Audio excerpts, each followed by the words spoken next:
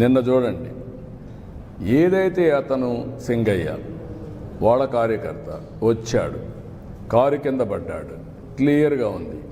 మానవత్వం అంటే ఏం చేసి ఉండాలి? మీరు వాడిని హాస్పిటల్కి తీసుకెళ్ళాలి కదా. తర్వాత ఏం జరిగిందో అది వేరే విషయం. కనీసం మనం దారిలో పోతూ ఉంటే ఒక యాక్సిడెంట్ జరిగితే మనం ఏం చేస్తాం? కనీస బాధ్యత, సామాజిక స్పృహ ఇమ్మీడియట్గా దిగుతాం.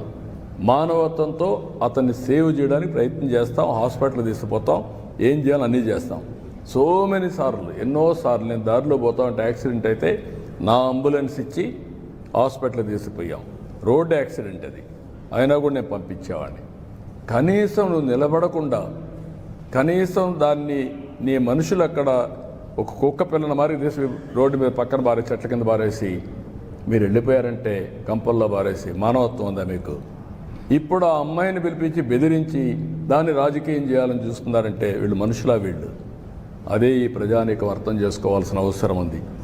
ఇలాంటి వాళ్ళని నీతిమాలిన వ్యక్తులు, లేకపోతే ఒక నేర చరిత్ర కలిగిన వాళ్ళు రాజకీయాల్లోకి వచ్చి రాజకీయ ముసుగేసుకొని, ఇప్పుడు నేను అడుగుతున్నా, వీళ్ళు చేసే నేరాలు మామూలు రౌడీలు అయితే వదిలిపెడతామండి?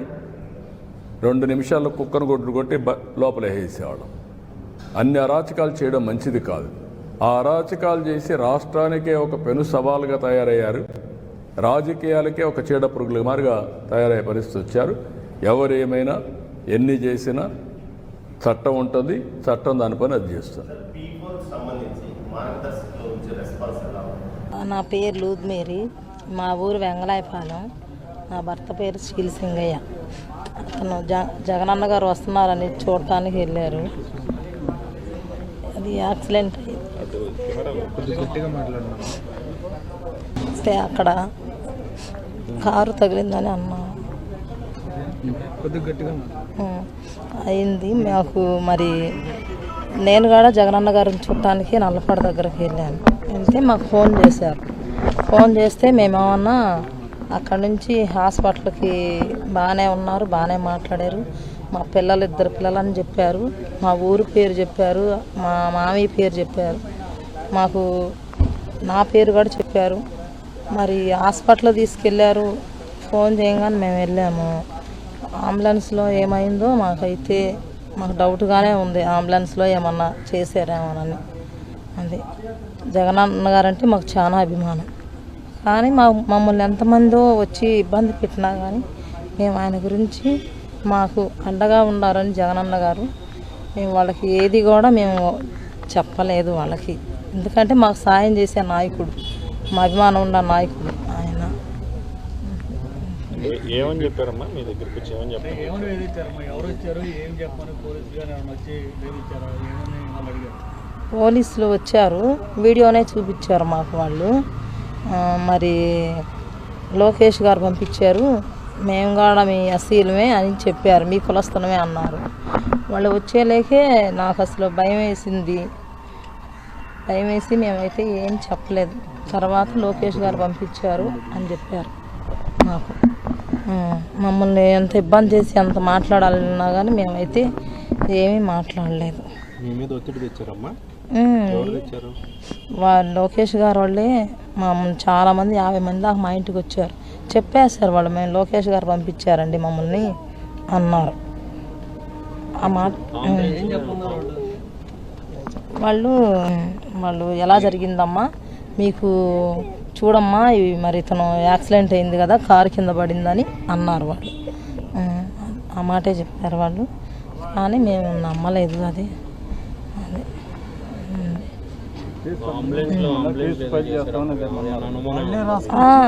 అంబులెన్స్లో మరి బాగానే మాట్లాడాడండి, ఇన్ని మాట్లాడిన ఆయన. మరి చిన్న దెబ్బలే తగిలినాయి చేతికి, ఇక్కడ తప్పనిచ్చి ఎక్కడా దెబ్బ తగలలేదు. మరి ఎక్కడా దెబ్బ తగలినప్పుడు అతను ఎందుకు చనిపోతాడు? చనిపోయే అవకాశం కూడా లేదు ఉంది. మరి ఒక్కరావు దెబ్బకే చనిపోడు, ఏదో అంబులెన్స్లో జరిగిందనే మాకు అనుమానం. మరి జగనన్న గారు మా పార్టీ వాళ్ళు వచ్చి మేము తీసుకెళ్తాం, మా అతన్ని మా పార్టీ నాయకుడిని మేము తీసుకెళ్తాం మా ఆటోలో అన్నా కానీ వాళ్ళు అసలు ఒప్పుకోలేదంట. అంబులెన్స్ రావాలి, దానిలోనే ఎక్కించుకుంటాము అని చెప్పారు.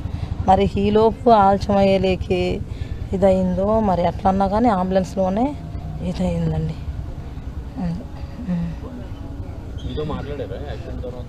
లేదండి, ఫోన్ నెంబర్ ఇచ్చాడు మా అల్లుడిది, మా తమ్ముడే.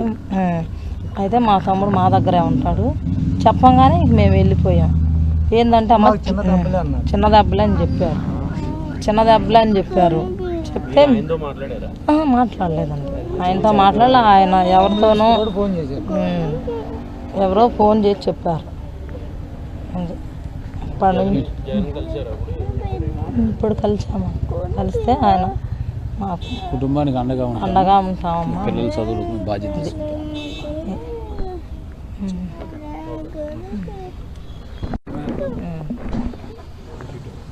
అందరికీ నమస్కారం. ఇటీవల జరిగిన రోడ్డు ప్రమాదంలో సింగయ్య అనే వ్యక్తి మృతి చెందడం జరిగింది.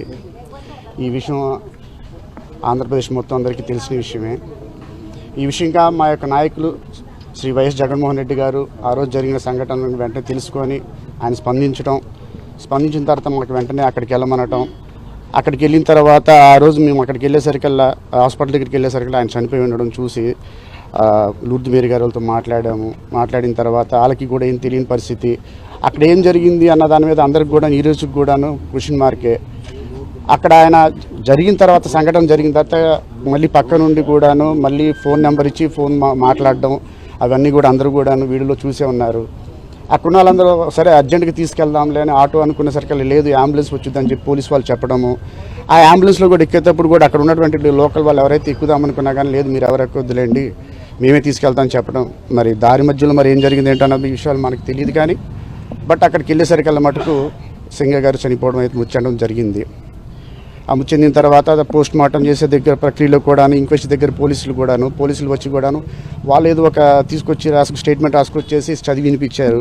అదేదో వైఎస్ఆర్సీపీ నాయకులు వెళ్ళి చేశారని చెప్పేసి చెప్పడం అనేది రాస్తే లూర్ది మేరీ గారు అది ఒప్పుకోలే. లేదు మమ్మల్ని ఎవరు పిలవలేదండి, మేము ఒక్కళ్ళమే, మాకు చెప్పారు జగన్ గారు వస్తున్నారని తెలిసింది, మా ఆయన గారు అక్కడికి వెళ్ళారు అంతే తప్ప మమ్మల్ని ఎవరు పిలవలేదని చెప్పడం జరిగింది.